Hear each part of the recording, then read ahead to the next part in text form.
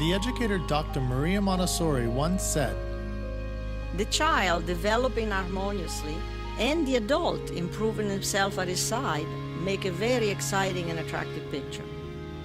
Welcome to Montessori Education with me, Jesse McCarthy, where we talk raising children and educating students while bettering ourselves right alongside them. All right, here is a question a listener sent me by email. Do you ever get mad at your students? I'm always trying to control myself, but sometimes it's like I just can't keep it together. How do you deal with emotions and overall stress? Now, I've heard some version of this question countless times, and I definitely dealt with it myself, especially as an early teacher. Now, I answered this individual's question in a short email, so I'm going to first read that response and then discuss a little further after. So here's my email answer. Many teachers and parents aren't even able to voice this question to others, though virtually everyone I've ever worked with has experienced the feeling of anger with a child or children at some point. I can say this briefly. Allow yourself to feel anger, regardless of if it's justified or not. It is never healthy to beat yourself up for any emotion. Feel it fully. Don't push it away. Good teachers get angry. I get angry. Everyone gets angry. It's what you do about that anger that counts. I'm not sure what age you work with, but it's quite all right to share your feelings with children. I mean, you can even say, "I'm feeling a little angry right now, so please give me a minute." Ultimately, it's up to us to figure out why we got angry and if it was justified. In my experience with children, most of our anger comes from an inability to get a child to do something we want him to do. Listen, do an assignment, stop bothering another child, etc. In my personal teaching experience, it took a long time for me to question whether or not I was justified in wanting the child to do it, or if maybe I should have found creative ways in which he would happily do it. So without my prodding, nagging, etc., etc. Thank you for listening to the show, and please know that you are not at all alone in your sometimes getting angry at a student. Not even close. Okay, so that was my brief written response, as I really can't get into too much over email with people that write in because it gets time consuming with the number of questions that come up. But I did, though, also recommend to this person that he read a book. So Between Parent and Child by the late Dr. Haim Ginott. I've mentioned Ginott a few times on this podcast and other places, but if you're not familiar with him, he was the mentor of the authors of the popular book, How to Talk So Kids Will Listen. Now, I think their book is wonderful, but Ginott is a uniquely helpful individual. He had such a deep understanding of child psychology and a really great spirit. And so in this case, I think it's worth going to the original source. His book is a little dated. I mean, a little, but it's worth it. As Ginott he's really the origin of so much of how many of us speak today about acknowledging emotions, or, mirroring feelings, having empathy with children. A lot of that kind of thing came from a Ginott. And then there's the work that came before him about really getting at where our anger is even coming from. So why are some children getting us so worked up to begin with? One of the biggest challenges in working with children, whether one's a teacher or a parent or even both, is stress. Now, that stress can come from many different sources, but I've seen that it usually stems from two places: a lack of understanding about children and then a lack of understanding about ourselves. Like, for instance, on the first point, parents are expected to know how to deal with children, even though they have virtually zero experience working with them. I mean, it's no wonder so many of them are stressed. And new teachers are often in similar situations. I mean, but at least, in our case, in their case, they go home when the school's out. Parents, the school's never done for a parent. So the stress is even higher for parents often. Anyhow, my full answer to the question of how to deal with stress and anger really has three parts. The first, as I mentioned in the email, but I'll kind of go through a little bit more here, is acknowledge your own emotions. Now, just as we try our best to acknowledge children's emotions, again, we need to allow ourselves to feel any and all emotions, no matter how, quote, bad they're supposed to be. For instance, when a child gets angry at a friend, I don't say to him or her, now stop that. We don't get angry at others. I actually might say something like, wow, you're really upset with her. You're almost enraged. I just acknowledge the emotions that, a child's feeling. I do not immediately try to stop them or push the emotion away or tell them why they should be feeling some other way. Now, the same should be true with us. Allow yourself to feel the anger, the stress. Maybe even say to yourself, seriously, God damn, I am so angry right now. I seriously, I feel like just booting this child out of the school. Or if you're a parent, maybe, saying something to yourself like, I just feel like shipping this kid off to grandma's for a freaking month. So what I'm saying here is just get it out. And now, of course, in your mind, don't be shouting these things at your child or a child. So in other words, just, let yourself really feel it. Big time. Okay. So that's the first thing. Acknowledge your own emotions. Now, step 2, share with the child, where fitting, how you're actually feeling. Again, this doesn't mean shout in his face like what we were just saying there. And I'm not saying guilt him with your stress either. I've seen you see how angry you got me? None of that. No, it's as simple as this. I'm really frustrated right now. Please give me a moment. Now, incidentally, think of that line for a second, like what I just said. When we say it to a child, we are modeling for them how to act, how to share their own feelings. So instead of exploding, they're getting this sense of, yeah, I'm sharing with you how I'm feeling. And this is how you should share your own feelings with another human being. So when you genuinely share your feelings with children, and I mean in an honest and non-judgmental way, so you're not saying, you see how you made me feel, nothing like that. Sometimes they really respond well. And for instance, I was working a couple weeks ago with a teacher who came to me with a pretty significant problem in her view. She was so stressed with a child in her classroom. This was a 6-year-old girl. This teacher felt like, she was going to lose her cool any day. That's basically what she said. Now, we went through a few different very practical tools for management in the classroom, but the biggest gain for her was when we discussed sharing her feelings with this child. So I had said to her, I want you to get in that girl's shoes. As a child yourself, did you ever annoy an adult? For most of us, at some point we annoyed adults. That's just a lot of children. That's just what happens. And this teacher definitely had as well. So then I asked her, what would you have wanted from an adult in that moment there? Punishments? Lectures about how good girls should behave? Probably not. Now, I'd been mentoring this teacher for some time, and she had gained a much greater ability to introspect. So she actually told me exactly what she would have wanted as a little girl herself. She said, honesty. And she was right on. Children are often shielded from so much. And sometimes all they want is to be treated with respect, which in this case just means being direct. So the teacher and I talked this through a bit, and she decided she'd share with this girl how she'd been feeling. So during the eventual discussion she had, it wound up that this teacher actually got a little teary-eyed with the young girl because she was being so real with her. She felt it, the genuineness of it all, it had an impact. And wild enough, since that conversation, there have been no problems. So sometimes just that honesty with a child goes so far. Now, a quick note, I would not recommend this longer conversational approach with children under around 5.5, unless they're developmentally there. So for younger children, especially when they're not yet really self-aware, just sharing how you're feeling is enough.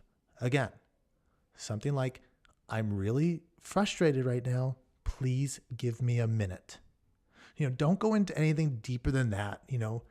Please, no freaking lectures or big blown out discussions at this younger age. Just share briefly how you're feeling and maybe step away. Okay. So that was the second of my 3 points. So we got share what you're feeling with this child. Now, the last point is the most challenging and definitely the deepest. And in my view, it's the most important. It's know thyself, as Socrates and some of the wise or ancient Greeks emphasized in their teachings. Now, as some of you might know, Maria Montessori frequently raised this saying as well, in some form or another. For instance, in a book of hers called The Absorbent Mind, she says, quote, "The preparation for education is a study of one's self," end of quote. So she was really into psychology and looking within for some answers. I mean, because ultimately, related to the question of anger and stress, this really means asking, what is causing these feelings in me? What is at the root of it all? So kind of, today's language, like peel back the onion, as they say. So get further and further away from superficial explanations. I mean, I remember many years ago that this or that child was just, I think of them as lazy. That is, for now I know that is almost always a cop-out. As Sylvia Dubovoy once said, and it kind of gave me a chuckle, but it's really true. She said, quote, "The child is not lazy, we are lazy." It's kind of funny for her to say that, but I think it's true. So over time, I think we need to really figure out the actual reasons we get angry or stressed or whatever strong emotion we're having. Because a child doing something that he's not supposed to do, now that can be upsetting, but the fact that it nearly pushed you over the edge, that is not about the child. It's about you. It's about our own adult issues, not the child's.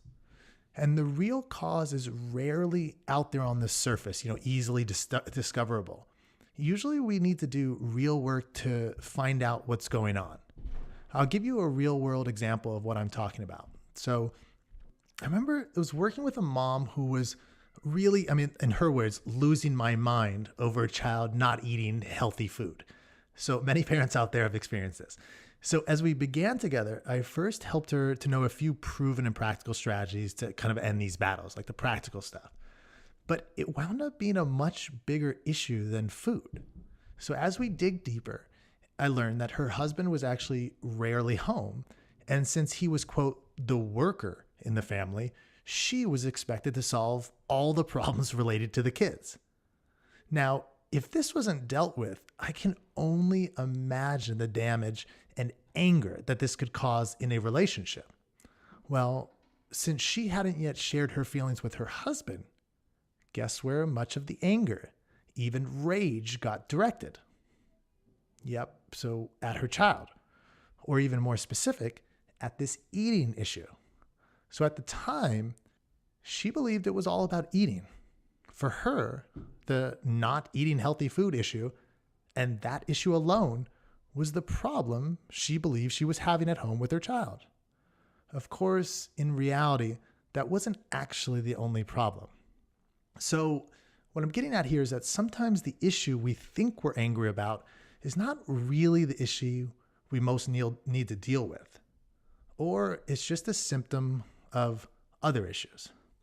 So incidentally, this is actually why so many, quote, parenting programs are ultimately ineffective. They're like, kind of like diets. They work for about a month and then fall apart after that. And this is because some of them give you quick tools to seemingly end problems, like getting a child to eat more healthy, but they rarely delve into some of the potential deeper issues that might be causing the stress in the first place. So now there are very clear strategies to use to aid children to not, only eat chicken fingers or pasta every night. But in my experience, it is rarely ever just the food that's the problem. Big anger and big stress is not about the chicken fingers. Now, a quick tool I found that's helpful in thinking about if your anger or stress is, kind of fitting is the 0 to 10 scale. That's what I call it. And so, if you're worked up about something, like let's say you're feeling really angry with your daughter or you're super stressed about a child in your class, ask yourself how big of a problem the actual situation is on a 0 to 10 scale. So, Let's say an objective 9 on a situation scale would be something like, you just got a call from your rambunctious 3-year-old son's school, and you find out he ran head on into another child outside, and both children were rushed to the hospital. Now, that is a huge life experience right there. And so I'd say that's like a 9 on this situation scale. Now, on the other end, say a 1. Now, that might be that a child, spilled some grape juice on her t-shirt. Now, that's the situation scale, so kind of 0 to 10. You get a sense of it. Now, after you've done that, how big are your emotions about the situation on a 0 to 10 scale? So if you're feeling, at a level 7 or something about the grape juice, most of that stress is not really about the grape juice, and you need to do some digging. So usually with children, and I'd say really in life, it's a combination of a need for practical tools for an actual situation. Like, what do you do when a child drops some grape juice on them? Or how to even work before that so the child isn't spilling grape juice all over. Or it's a deeper problem that we really need to face. And that's with some inner work that needs doing. So the end point here, make sure you're doing both. And the only way to be sure you are is really know thyself, for which, most of us, this is a lifelong journey. I mean, keep in mind that part of each of us was, it's kind of weird to say, but it was created by a 4-year-old child. I mean, that's 4 years at least of stuff that we as full-blown, self-aware adults did not even sign off on. Like, who knows what that little guy or girl had in store for us that we still don't know about? I actually think a lot of it was good stuff anyways, usually, but it's still stuff that we don't necessarily know about. So a lot of onion peeling to do. Okay. So those are the 3 steps I got for you to deal with anger and stress with children. So again, first one, acknowledge your emotions, let yourself feel rage. I don't care if it's hate, you got jealousy, whatever the heck you're feeling in the moment. Let yourself feel it inside. Even name it for yourself. Don't be afraid to feel, you want to kill a kid in a moment, not really, but that's like, the strong emotion. And 2, share with the child how you're feeling. Again, you don't want to tell him you want to kill him. It's more, I'm feeling upset with this situation right now, so I'm going to take a moment to think about it alone. Excuse me. Something like that. And then 3, know thyself, which we were just going over there. So as you can see, these are not quick pills to just pop and your problem's done. These 3 practices take real work, which means you have to spend significant time on it. It's interesting because actually last weekend I was just mentioning this during a workshop I gave to a group of teachers, and we were discussing the importance of actually taking what I call relaxed note. So making time each day or each week to go to a relaxing place for you, like, for me, it was like a particular cafe, and write some notes on the good and the bad, and sometimes the ugly of that day or week. So one of the teachers in the audience then asked, but where do we find time to do that? And, I answered this kind of bluntly. Like I said, if you can't find the time to think about your week in a relaxed place, then that is your problem right there. Like, you got to start there, because that time, and I'm talking even if it's just 15 minutes a week to start, is necessary for success. And not just for, healthy relationships with children, but really healthy relationships with ourselves. We need that time to sit back and look over how our work is going with children, with ourselves, with everything. All right. That is all. So that's it for this month's Q&A. Man, I feel like I did a lot of talking there. I hope this is helpful for some of you out there. Make sure to send in your questions if you have any that you maybe want answered on this podcast to jesse@montessorieducation.com, or you can post questions on the podcast page for this episode or on the YouTube video for this episode, or really wherever you think I will find it. I'm happy to have you guys listening, and all my best out there with these awesome yet sometimes really demanding children. All right, adios for now.